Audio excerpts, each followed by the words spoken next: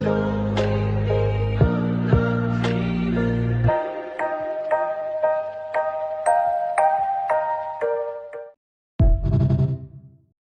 podcast about sepsis, chronic illness, and disability.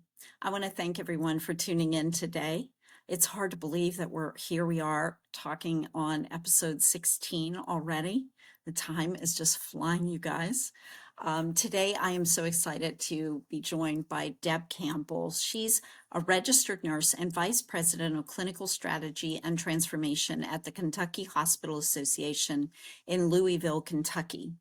Now, when it comes to accuracy in diagnosing sepsis, the Kentucky Hospital Association is hitting the mark. They have reduced their blood culture contamination rates by using a variety of approaches, which include improved patient safety measures, and in some hospitals, using blood collection devices that help maintain the purity of the blood collected by keeping bacteria out.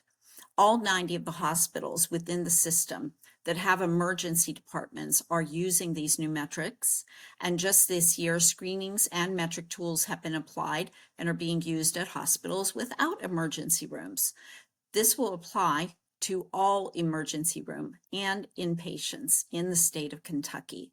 So today, Deb is going to share with us what these metrics are, what blood culture contamination is, what it means in a diagnosis of sepsis, and how they are helping to ensure that an accurate diagnosis is possible when it comes to sepsis testing.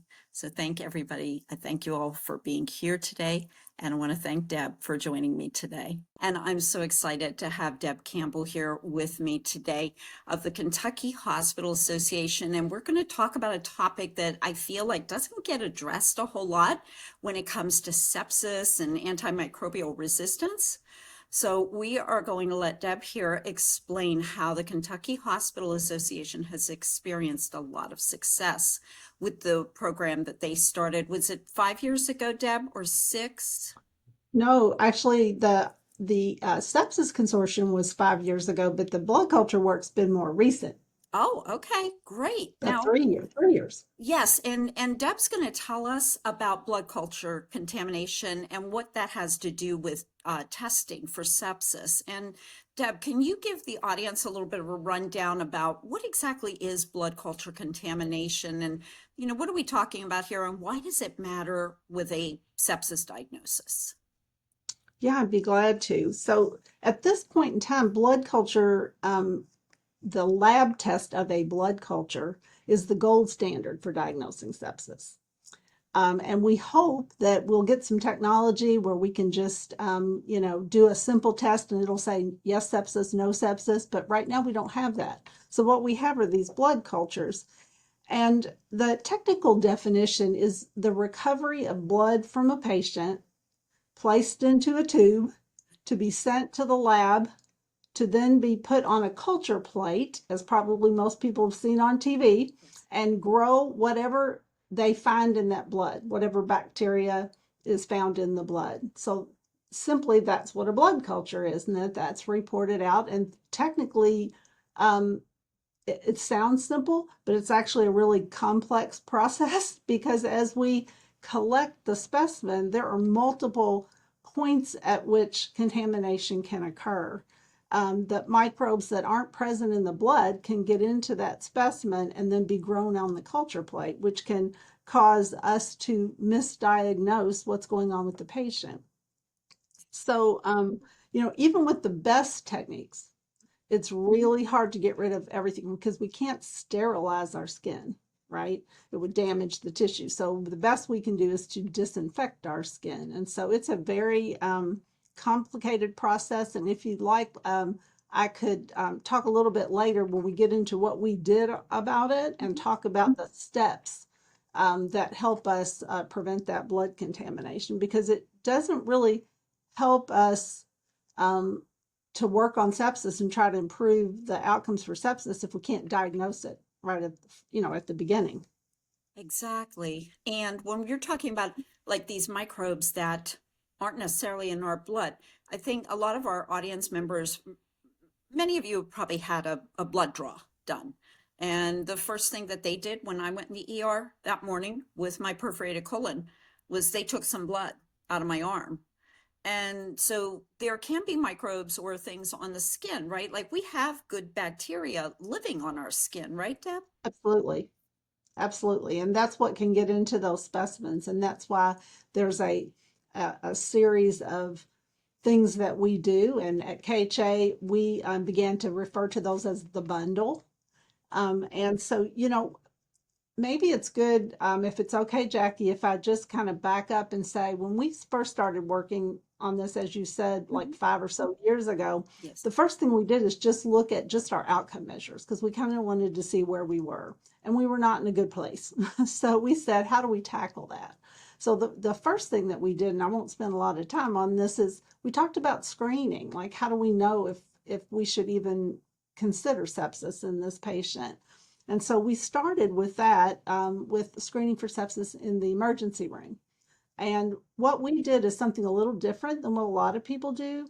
We said it is only a correct screen if it's done at triage, at the very first time that the patient is, seen in the ER. Not wait until they're back, called back to see a doctor or a nurse, because as we all know, we've all been in ERs, and you don't always get taken back right away. And since we know that 7%, there's a 7% increase in mortality for every hour of delay in getting that treatment started, we decided to raise the bar for a successful screen to at triage. And so we went from 81% on that to 95 to 99%.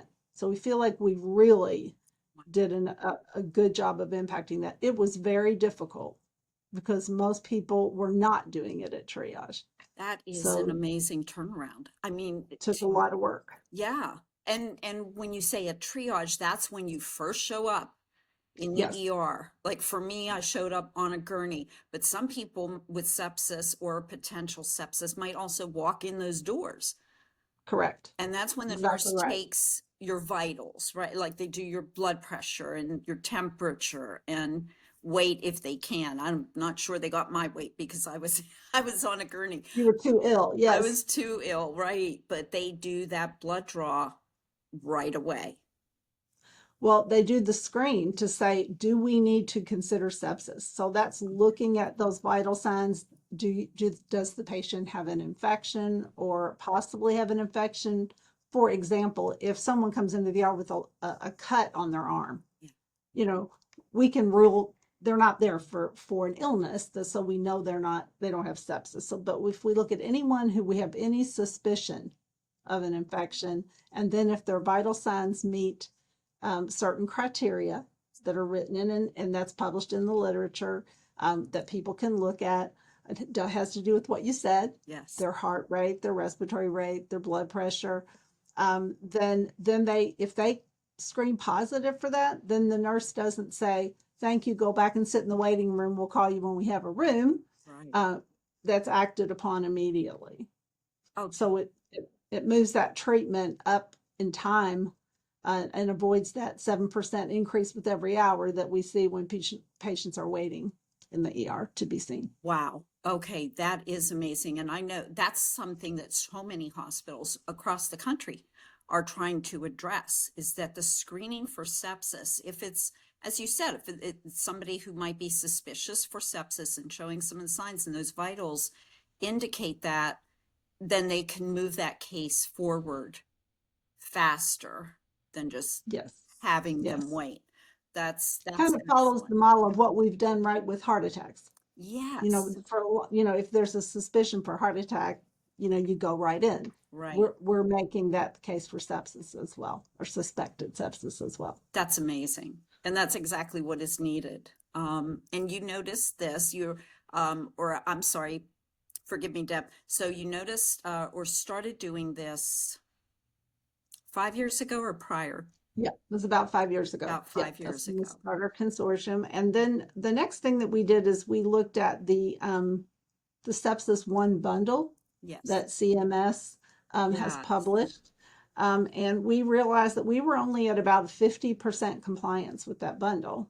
And so we began really intensive work on that. Now we are only at about in the 80s now. So that's a work in progress. We're not where we want to be. Unfortunately, that's where the vast majority of hospitals are in the country because it's just a really difficult bundle to meet. There are a lot of nuances, but we're working at that.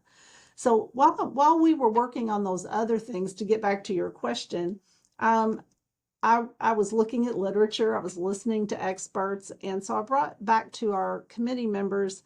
Um, I'm thinking blood culture might be something we ought to think about.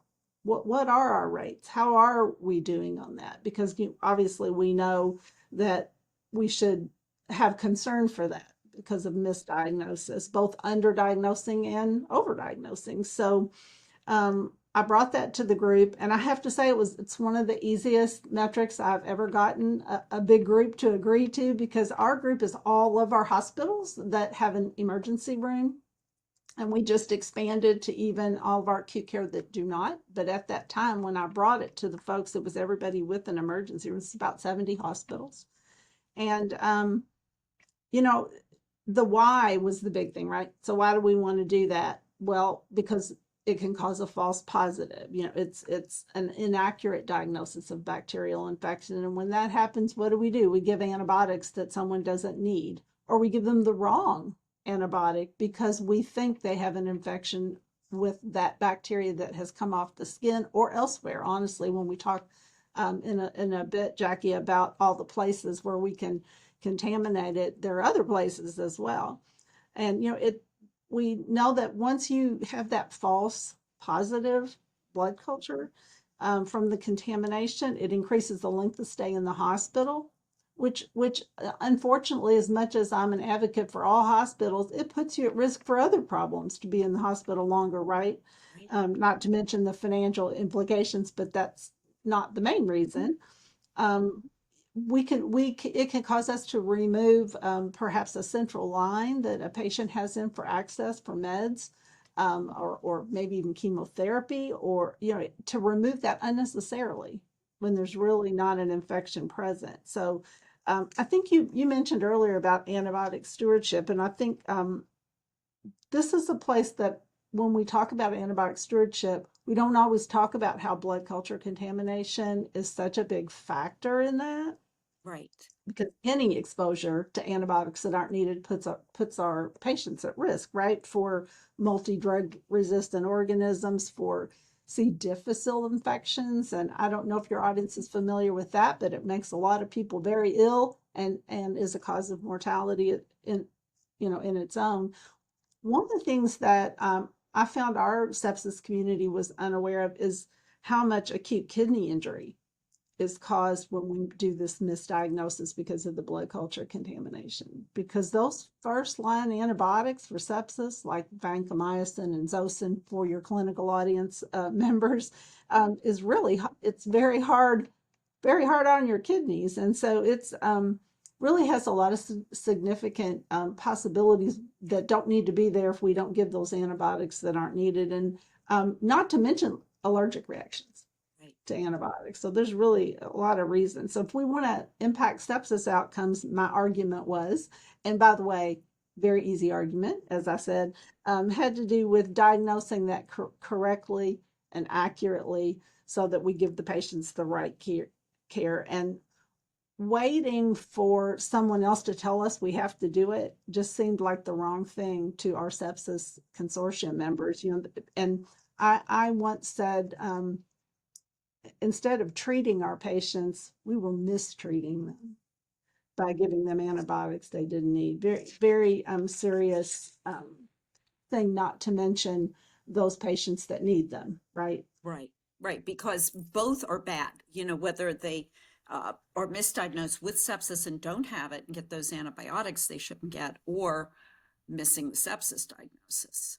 And you Absolutely. don't want either outcome. And I think that's the battle that, doctors and nurses are constantly trying to win, is that balance of, is this really sepsis? And, how can we test faster, or in your case, test more accurately?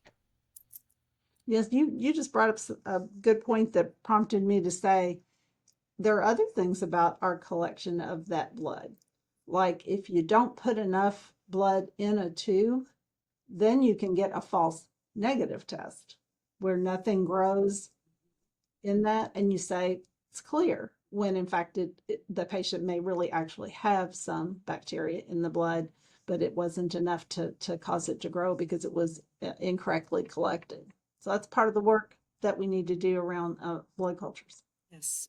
Yes, definitely. And again, just, for our audience, the blood that they take from you, as Deb explained, it goes off to a lab, and yeah, you get the scientific, petri dish or whatnot, the plates, and you see what grows in that blood. So, and that's why it's so important to make sure that bacteria don't get in there that shouldn't be in there, say like staph bacteria from your skin, right, Absolutely. Deb? Absolutely. Yeah. Yeah. So, and that kind of goes to what did we do? Mhm. Um, because, so how do you prevent that? Right. And I wish it were an easy one step. Well, all you have to do is one thing and you'll be successful. But it is a complicated process, but it's an important one. And we looked at the fact that over the years, less than a 3% rate of contamination was considered okay. That's what you shot for. And but what was found is that if you think that when you look across all blood cultures that are drawn, about 8% of them are positive. So that's good, right? It's not a lot. But of those that are positive, about 40% of them are false And that's positives. very high. That's too high, way too high. Way too high. So that's when we said we're not going to be satisfied with 3%. We're going to drop that down. And so we decided to go with the more stringent goal of less than 1%, which is something that, it's out there now as this is our new goal, right? Because we found that we're not perfect, but we know some things that we can do to make it better. So we did monthly webinars. We did small group quality improvement activities. We called them sprints, and we helped limit the number of people in each sprint by choosing those hospitals that seemed to have most opportunity by looking at the data, which we didn't have before. So that was really helpful. And we encouraged the hospitals to add this education, this bundle that I'm going to, if it's okay with you, I'd love to talk about in a Oh, minute. absolutely. Um, Yes. we encouraged them to add that to their orientation for nurses and phlebotomists, whoever's going to, collect them, and to their annual. Hospitals have something called Skills Day or Competency Day annually for their staff. We said this needs to be part of that, so that they're seeing it not just once, but getting refreshers and hearing it often, keeping it, in top of mind. Um, we encourage them to make sure that their staff that are drawing these cultures know what their rates are, Right. because we found that most of the people that were doing the work had no idea that if their hospital was in a good place or not for that. So sharing those rates and letting them be part of the process of that improvement. We created a couple of tools that we learned about something called a process discovery tool in other work that we've done. So we created one for use with blood culture collection. And so it's just a little kind of a checklist that Yes. they can use and that they can, it's color coded. And so they can look and see where they have a problem Right. when they do their, monitoring. Mm-hmm. We created a do's and don'ts, little sheets for them with the bundle on it. So we tried to do everything that we could as a sepsis consortium group to help our hospitals do this work, because this this bundle is created on evidence um, that has been taken from lots of different sources. But what we did is we first said, look at patient selection. So don't draw a blood culture on someone that you don't think, that you're not looking at sepsis. You're not looking for that. Right. That will help prevent the problems with just volume that's inappropriate. Um, some things that we added were to disinfect the environmental surface where you're working. Right. Make sure that hand hygiene is done. Hmm. That's always important, certainly Yes. with this. And then we did some work around what does that skin disinfection that you talked about, that scrubbing of the skin before. And we said when you're doing a blood culture, you have to make that a little bit more stringent, more exacting than you might with drawing blood normally because of what we talked about with that bacteria that lives normally on the skin. And you want to make sure that's not in there. Right. Matters less when you're drawing a white blood count or a hemoglobin. It doesn't matter as much, but it does for this. So we put required scrub times Okay. for the skin, and also um, that they might consider masking themselves and the patient, Right. and the disinfection of the top of the bottle. We found a lot of staff thought that once they flipped the top, I think most people have seen the top on a culture bottle who are Yeah. clinical, but they're Yes. not clinical. That what you put the blood in Right. has a liquid in it that's called medium. Yes. And when you flip the top off that bottle, a lot of people thought, well, that's sterile. Yeah. So I don't need to worry about it. But in fact, it is not guaranteed to be sterile. So we have to scrub the top of that bottle very well, again, for a period of time. Hmm. And then even put something on top of it. If you do that and then you're not ready to put the blood right in it, put a sterile pad on top of it Right. so that you don't allow anything to enter it. Being careful about the site, it is not recommended to draw a blood culture through an existing IV or central line. It should be directly through Right. the skin.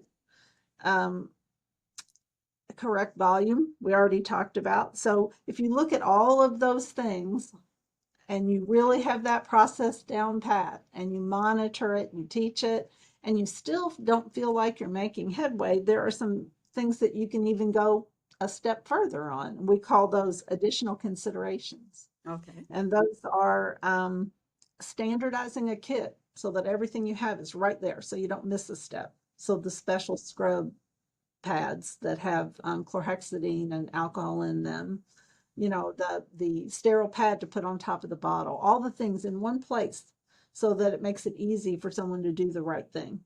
Right. Uh, Maybe even creating phlebotomy teams or nurses who are specially trained, and they're the ones that collect it because they are well trained and do it all the time and have been checked off as being competent on it, rather than just have anyone doing it who is present taking care of the patient. And then I don't mean to say last but not least, but there are some devices that have been developed now that actually Yes. divert some of the blood at the beginning, about 1.5 cc's of blood of that first part that comes out of the body, and it diverts it to the side, and then you're collecting blood that wasn't exposed to any of those layers of the skin Right. that you can't sterilize or disinfect. And that's what makes me think of, like, if anybody here has ever had to do a clean urine catch.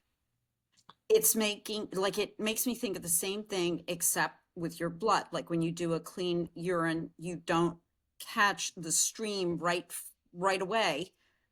Right, You let the stream get started and then you collect it in the cup. And also prior to that, you use those special wipes to prep the area exactly. so that you can get a clean urine catch so that no bacteria from the surrounding area, just like you're talking about the blood draws and the bacteria on the skin, can get into the collection. And that's what that, Absolutely. when you're using a device, it that's what it's making me think of, that it Yes, extracts or takes off, sort of takes off the top part, that takes yes, off the first draw and yes. stores it, like so that it can't Yeah, it just, mix in with the yes. rest. Okay. Yes, yes. And it's exactly the same concept. Right. I mean, the difference is obviously with the urine, you're not able to sterilize, but with this device, you're actually taking any with all the other bundle. It doesn't replace the bundle, but if you do those bundle items correctly, and then you add this, there have been hospitals that are at 0% My contamination. gosh, that's It's really amazing. very effective. Hospitals within the Kentucky Hospital Association that Yes, are we at have some zero. that are at 0. Just Wow. met with. Yes, yes. No, not everyone is there. Yeah, We're working, but but it's possible. I mean, it is possible. and that just blows my mind to have, to go all the way down to zero when it comes to blood culture contamination and risk of that. And also, Deb, if you don't mind, as I was listening to you describe the process that you're training your teams to do when they do that blood draw, it also Mhm. makes me think there are some people, really great like patients on social media who show what it's like, for example, when they have to prepare to do an IV at home. And they've Mhm. done these very, very detailed videos about how, just as you were describing, that everything is sterilized. The top of the needles, the top of the test tubes or the IV, everything that could touch and that is going to penetrate the skin is cleansed. And they're Yes. constantly like using the sanitizer on their hands Mhm. throughout. It's not just one time, one quick wash and you go. It's like Exactly right. several times. And is that similar than, the process that you were describing? It really made me think of that. It's in some ways it's identical, actually. I mean, it's the same sterile technique that you use for what you are describing. Often, maybe folks who are accessing a central line for a treatment at home or something like that, a Right. port. Right. The That's ports. where I've seen Yes. that often. Yeah, so it's identical to that. It's that you're just trying to put a barrier between anything that could contaminate that. You often see them; they will wear a mask if they're the Yes, person doing it. they Also, do. put one on the patient, right? Yes. So all of those things that I just talked about, absolutely. And because it is a procedure that involves blood, we are of course taught that we should wear gloves, right? Right. So sterile gloves. Yes. And if you in the process touch something, or you have to stop and say, "Oh, I didn't flip the top on the," you have to take them off, do your hand hygiene again, put new gloves on, right? Right. So it's like just a constant mindfulness Yes. about not contaminating that. And this is something now that, you have developed, that this process is taught to all of your incoming nurses. And you mentioned phlebotomy teams as well. Yes, in some hospitals, in fact, we did a survey recently, and I don't remember the exact numbers, but we had hospitals who had um, listened to the education about it is better to have a small group of well-trained people than just whoever's there. And not that all nurses don't try to do a good job. Please don't hear that, or Yeah. phlebotomists don't. Yes. But just with anything that you do regularly, and are monitored on and have a lot of training on, you're going to be better at it. That's just It becomes you know. ingrained, like it is what you do. That's the sense I get from watching these patients, like accessing their central lines or their ports, Mhm. that this is something their doctor's office or someone has really gone over with them, and now it's ingrained that this is what you Yes, do. they know the steps. Yes. Yes. So what we found is some of our hospitals who said, we feel like we're not moving the needle as much as we want to, no pun intended.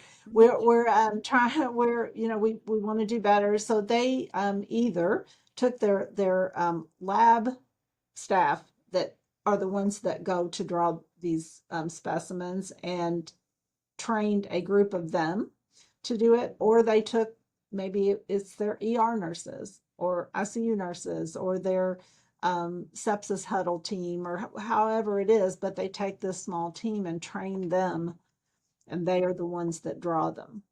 And that's been very successful as well. And what we found when we surveyed is not everybody did the same one of those three things. Some people did just their lab folks and had this ACE team in their lab that went, and then some did it with their nursing staff, and they had their, and some hospitals actually have an IV team, have what they call vascular access team, right?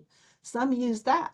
If they had that, they trained them. So everybody had a little different approach to that, but it's just we have in hospitals like other places as well, I'm sure, but we have travel nurses. We have nurses that float from one place to another in the hospital. I always thought float was a really nice term for having to go where you're not used to going sometimes. It sounds so pleasant, but when that happens, you have someone who may not do that thing often, Right. and we have new nurses, we have brand new nurses, suddenly faced with doing it maybe for the first time. So having those teams or those folks who are the experts at doing it really reduces the chance of someone missing a step. Right.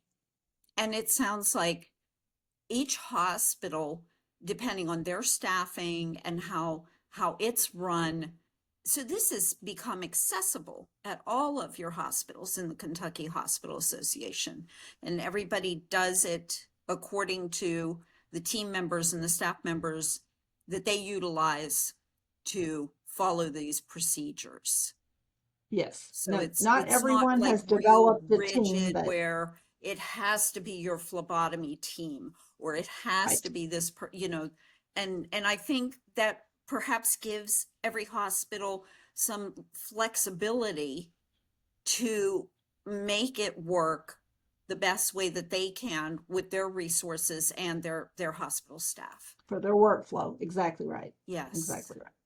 And I want to make sure that I'm clear. Not everyone has done this yet. Hmm. These are things. This is part of the improvement work that we're working toward. Everybody doing. We would love it if every hospital, and they would love it if every hospital was doing every best practice.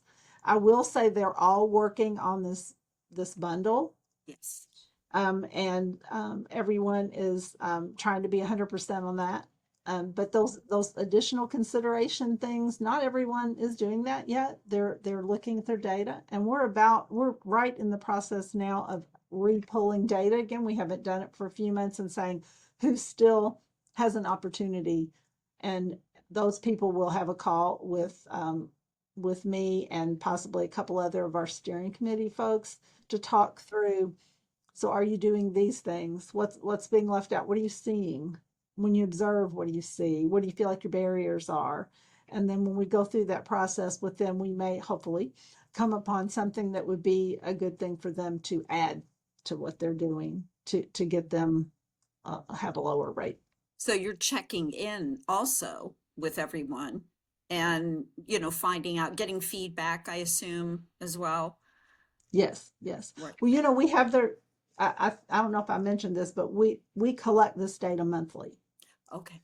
Oh, we yes, collect yes. the, Okay. we collect the denominators of their blood cultures that are drawn, that meet the same definition that CDC uses, so that Yes. we're all looking at the same information, Right. and the numerators of those that are contaminated.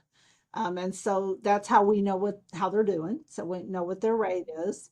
And of course, we don't share any individual's hospital's data with anyone else, but we know what our aggregate is, and that's what I was going to say. I wish I could say we're all below one. We're not, but we've moved from high twos to low twos. Um, I don't think we have anybody. I haven't looked at the data this week, but I don't think we have anybody that's above three. So we're moving that to get to the goal being of everybody being below 1%.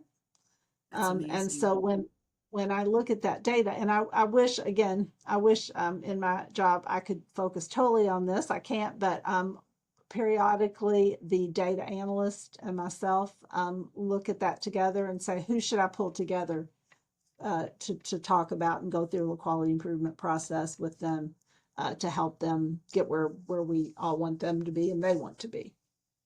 Deb, I think KHA and what you've done over the last 5 years is a really hopeful, promising, like an inspiration to other hospital systems that maybe have discussed these issues of blood culture contamination, but it seems like, oh, that's, it's impossible to get everybody down to zero.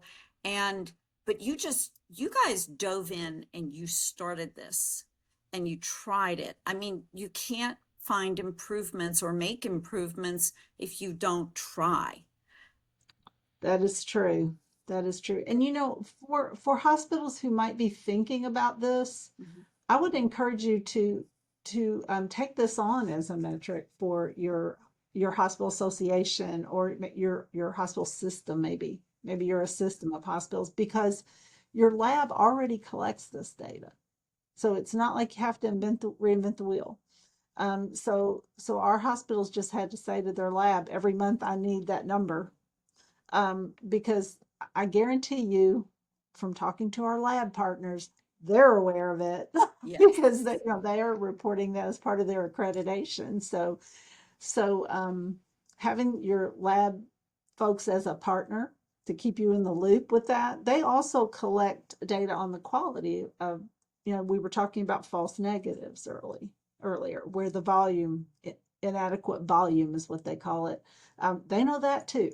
So it's a matter of just gathering it and then deciding to move forward with working on it. And I say just a matter because it's not easy. I'm not saying that, but this is a metric that other people I think could really would find an easy one to get and to work on together because it's already being collected.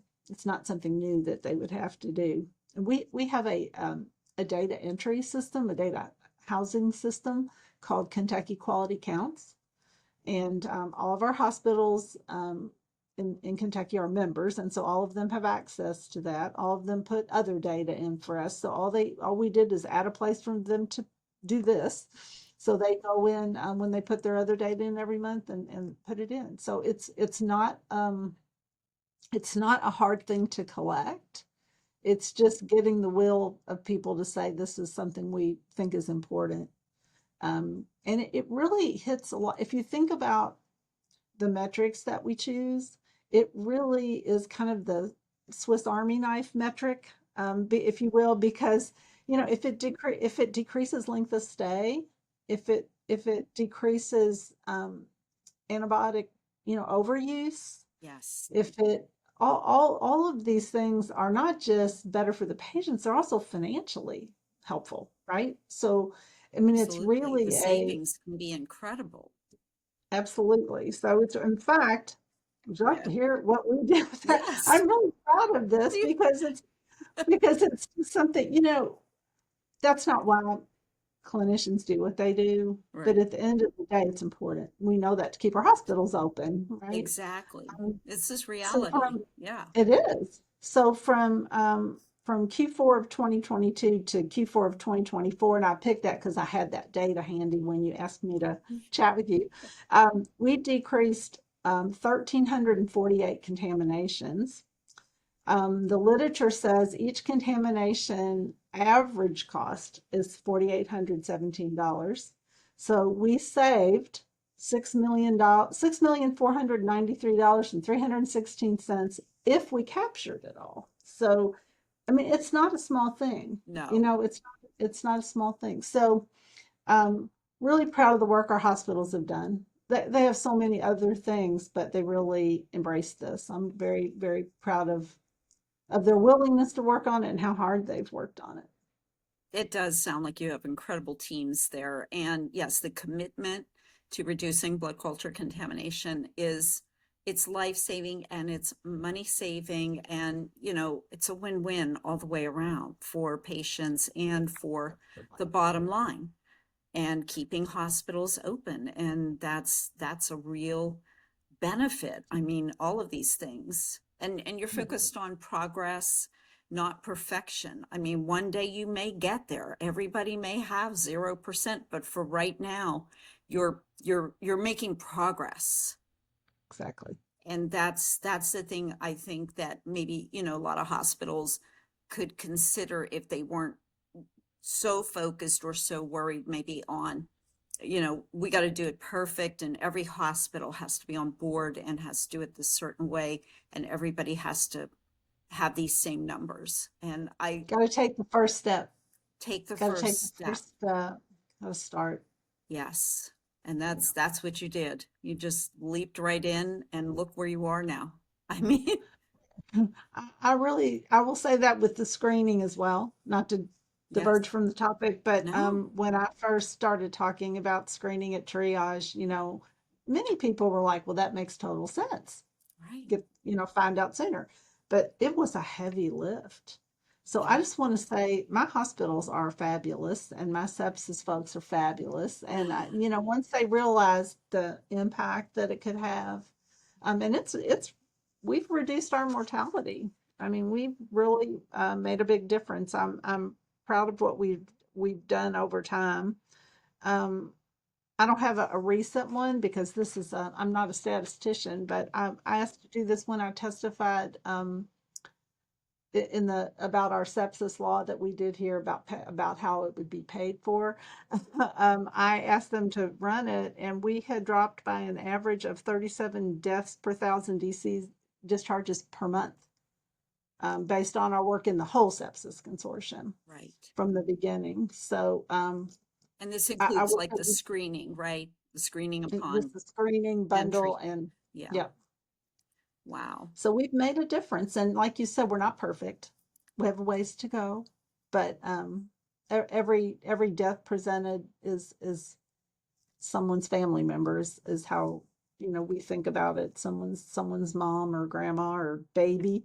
Yeah. So it's a super important thing. And the other thing I always think about, Jackie, and you and I talked about this a little. For every time you talk about a death, there's so much morbidity, just exponentially more people affected who didn't die that aren't captured in that number. You know that better than anyone. Right. um, Exactly. Yeah. so Yeah. And so with and when you mentioned it was a heavy lift with the sepsis screening alone, the initial screening upon triage when a patient comes in. Real quick, what makes that a heavy lift? Is it just the nature of sepsis and how it mimics other things, or I think it was that it was not in a lot of people's workflow. ah, So many of our I would say the majority of our hospitals were if a patient presented to the triage, they had their triage done as you described it so well, the nurse doing the vital signs and getting why the patient says they're there, all of that. And then the nurse would say, okay, go have a seat yeah, and we'll call you back, right? right. So no screen at this point. Mm-hmm. Now, however long later, I don't want to Mm-hmm. I don't want to exaggerate, but I know I've been in the ER for 2 or 3 hours before I've gotten back in at Many of sometimes a us year. have, yes. So you finally get back. Now hours have gone by. Yeah, You feel worse. You're sicker. right. It's progressing. Mhm. And then you get into the room and somebody comes in and maybe they do vital signs again. Maybe they order some labs. The screen may be done at that point. We had a lot of hospitals who said, oh, we screen once they come back, but you've just lost a lot of time. Even if you do it then, you've lost a lot of time. So what we said is you need to move your screen process, whatever it is, forward to the time that you first see that patient. Go ahead and do the screen. And if there's any concern for it after that screen, if they screen positive, then you need to start that early sepsis treatment. You need to start fluids. You need to start, draw the blood culture, do the things Yes, that we all know are the right thing to do for sepsis. right. And so there were two reasons it was a heavy lift. One is that wasn't in their work process. It wasn't part of what they did. So they had to change things. And then also, once you put that process in place, some wanted to do it electronically, make it easier. Some wanted to have a checklist, and then, it falls off. And who does it? And there were just so many little pieces and parts, and people were a little bit resistant to adding something else to that poor triage nurse, right? Yeah, It was especially in the emergency room, which is yeah, so busy. packed. Yeah. exactly. So it was a workload issue. It was a how do we do it issue. Is do we have the tool? It was understanding what had to go into that. Because if you look at some sepsis screens that are published, they include things like lab results. Well, you don't have that at triage. So they'd say, we can't do this. We don't have the labs. And we'd say, you don't have to wait for the labs. Yes. If these other things are bad, Right. abnormal, Yeah. go ahead and say, this could be sepsis. We're going to start doing the things to figure that out. Go ahead and get them there and start the work. And we have stories about this that people said, I really didn't think this was sepsis. And I was just actually on another meeting today, and somebody said they put right in their reaction to sepsis document, even if you don't think it's sepsis, even if you don't think it is, if they meet this criteria, move forward. And that Because you criteria can, being the vital signs, just to make sure I'm yes, clear. the heart Yes. rate, respiratory rate, blood pressure, Right. yes, Right. yeah.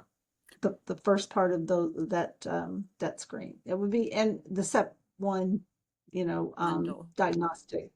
But yes, Yes. And yes, that's just, again, it's mind blowing what you've done, the progress you've made, and the progress you're going to continue to make. Because as you said, this is still a work in progress and still it very trying to much get is. there. Um, We still learn it. We learned, interestingly, Jackie, that even when we got our screening up into these high 90s, that someone would say to me, we had a case where they did not screen positive, and we went back and looked, and it was because someone said the patient had a headache, but other than their temperature, we didn't talk about that temperature too. Um, the patient had a headache, felt really terrible, right. was saying, I've never felt this bad. They were saying all those words that should be heighten our The awareness, right? worst sick you've ever Yep. felt in your Yes, I life. just feel I've never had a headache like this. All those they were saying all these things, but because they didn't have a fever, Right. they screened them negative. So I talked to the hospitals about that. I said, you have a suspicion of infection and everything else is out of whack. Don't let one thing throw you off, make sure your suspicion is high for sepsis. So And that's often what so many survivors that I talk to have said is it's the worst you've ever felt in your life. And I know that too. That's exactly how I felt. It was just the worst. Things felt weird, odd, strange. And I think that, yeah, that is a big red flag for yep, sepsis. yep. You've done such amazing work. Is there anything you would like to leave other hospitals, clinicians with, things you've learned or, words of encouragement if someone's listening to this and thinks, can we do this with our hospital? What would you like to share, in parting with our audience that you'd like everybody to remember? Well, that's a hard one. I guess what I would like to share is I think we focus on and we spend our time and energy on what we think is important. And the we could be a hospital, it could be an individual. And I think that I would like to share with people the incredible burden that sepsis is, not just to the individual who has sepsis and their family, Right. but our society. It's the number one cause of deaths in hospitals. It's the number one cause of readmissions. And more than the deaths, as I said before, the I wish everyone could be aware. Look around, look into the morbidity that your state or your system is helping with. I don't want to say dealing with, that sounds negative, but is having to create systems for, because it blew my mind, and I think it was very eye-opening for all of our hospitals, um, the magnitude of it. I don't mean no one was recognizing it. We're smart people here in Kentucky, but I think as a whole, thinking of that, how it was for our state and there's just so much work to be done. So I would just say two things. One, awareness of that. And two, take the first step. Start somewhere. Start with screening, start with bundle compliance, start with blood culture, start with something, Right. and know that you got to take the first step. And I think you made a good point. I know this is outside my one thing, but don't let that need to be perfect get in your way. You, anything that you do that improves it is wonderful and will help patients. Absolutely. And not just in relation to sepsis, but also with AMR, antimicrobial resistance is Absolutely. becoming such a big thing. And I think that you're hitting two birds with one stone right there. I mean, it's just, Yes. yeah. So Yeah. yeah, take the step. People take that step and don't worry about being perfect. Deb, you've been wonderful. You're a wonderful guest. I Thank would you. love to have you on I enjoyed again it. when you've seen more progress or maybe discovered something new in the Kentucky Hospital Association. Your hospitals sound wonderful as well. And, you know, I really want to thank you. Deb Campbell here, everyone. Thank you, Deb, for being here with us today. And You're thank you, welcome, Jeff. audience. Thank you for inviting me.